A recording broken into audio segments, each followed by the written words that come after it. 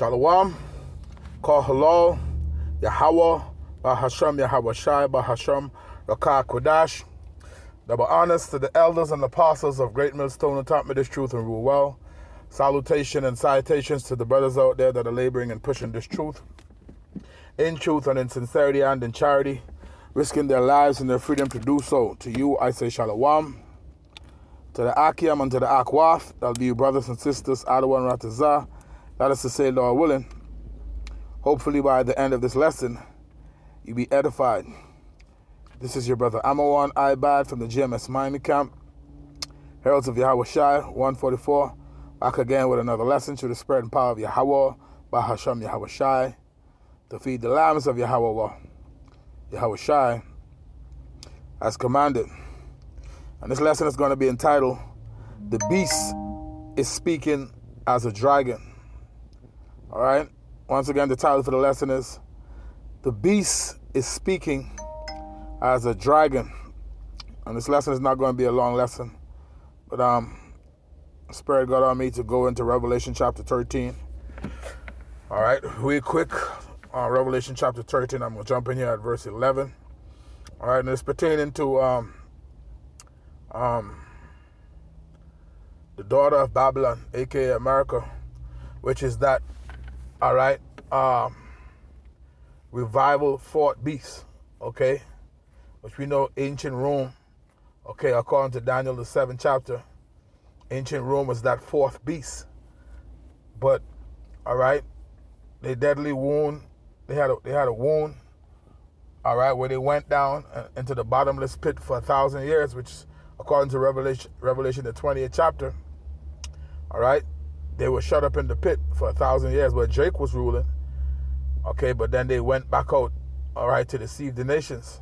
You can read that right inside Revelation chapter 20, okay, and from they came back out under, all right, around 1492 under Christopher Columbus, all right, going out to deceive the nations, all right, everything they obtained from that time to this point, okay, is basically the revival of Rome, okay, under America, all right? So this is America is basically the revival of Rome, ancient Rome, which is that fourth beast, okay?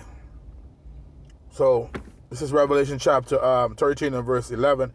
It says, And I beheld another beast coming up out of the earth, and he had two horns like a lamb, and he spake as a dragon. All right, going back to the title of the lesson, all right, the beast is speaking as a dragon. So the two horns go into their two-party system. All right, when you go back to ancient Rome, they had the Senate. Okay, they had the patricians and the plebeians. Okay, in this time, in comparison, you have the Democrats and Republicans. All right, here in America, you have Capitol Hill. All right, in ancient Rome, you had Capitol Line. Okay, you could look these things up. Okay, you had Capitol Line. So if you go here to let's go to real quick the book of Daniel to show you how it mentioned that in Daniel the 7th chapter how this beast was diverse from the others, and the reason why it was diverse from the others is because all the other empires, all right, they had monarchs or monarchy as opposed to a senate or Caesars or emperors. Let's get what is this? Daniel,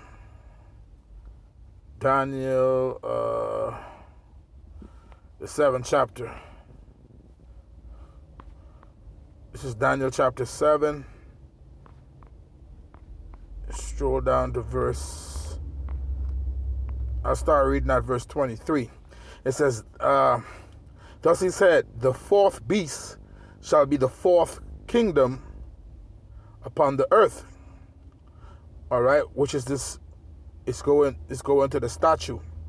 Okay, there's four different ruling empires, beginning with the, all right, the Assyrian, Babylonian, all right, or the Babylonian Empire. Then you had the Medio Persian Empire. Then you had the Greeks, all right, which were the leopards. Then you had the Romans, okay, which is that fourth beast, okay, which is the feet of it, the feet of the statue. When you read Daniel, the 2nd chapter. So this is Daniel chapter 7 and verse 23. Again, it says, thus he said, the fourth beast shall be the fourth kingdom upon earth, which shall be diverse from all kingdoms. See? Which shall be diverse from all kingdoms. Diverse meaning all the kingdoms before had monarchs. Monarchy, they had like kings. Okay? But this fourth kingdom, all right, they had like senate. Okay?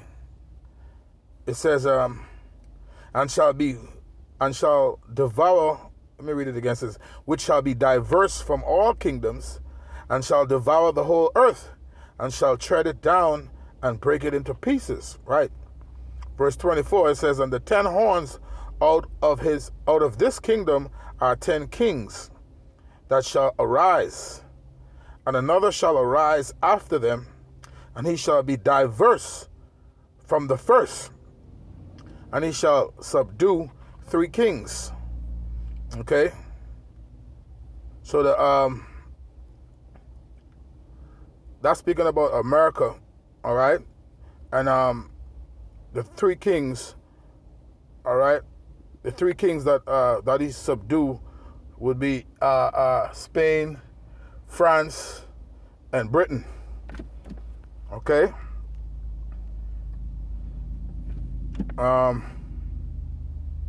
We none. Those 10 horns goes into the EU nations. All right. So number 5, verse 25, it says, and he shall speak great words against the Most High. So which is where we hear right now. We hear right now. The scripture speaks about how the pride of thine heart have deceived thee. All right. That's these devils are very proud. All right, they think they power and the strength that they have. They think that it is of themselves. All right, they don't attribute that to the Most High. That is the Most High who set them up. It tells you in the book of Daniel, the 4th chapter and the 17th verse, that the Most High ruleth in the kingdom of men. Okay, but these devils, all right, they think it is of themselves. All right, that they have this power. This is why the Lord is going to send his son, all right, to Yahushua to come subdue these nations, man. Okay? So, you see how this guy boasting, all right, say he won Greenland, right? You see what they just did in Venezuela, right? All right? So, you can see what's going on, okay, how they're acting, how they're behaving, and the things that they're saying. All right. Again, Daniel 7 and verse 25, it says, and he shall speak great words, which he's doing right now, against the Most High. Right. So when you read Psalms the 2nd chapter, let me come back to Daniel real quick. When you read Psalms the 2nd chapter, it goes into that a little bit. Psalms chapter 2 and verse 1, it says, why do the heathen rage and the people imagine a vain thing, what they're doing is imagining a vain thing. It says, the kings of the earth set themselves, and the rulers take counsel together against the Lord and against his anointed, saying, let us break their bands asunder and cast away their cords from us. See, this is their behavior. This is their mindset. He that sitteth in the heavens shall laugh. The Lord shall have them in derision. See, then shall he speak unto them in his wrath and vex them in his sore displeasure. Okay, verse 6, yet I have set my king upon my holy hill of Zion.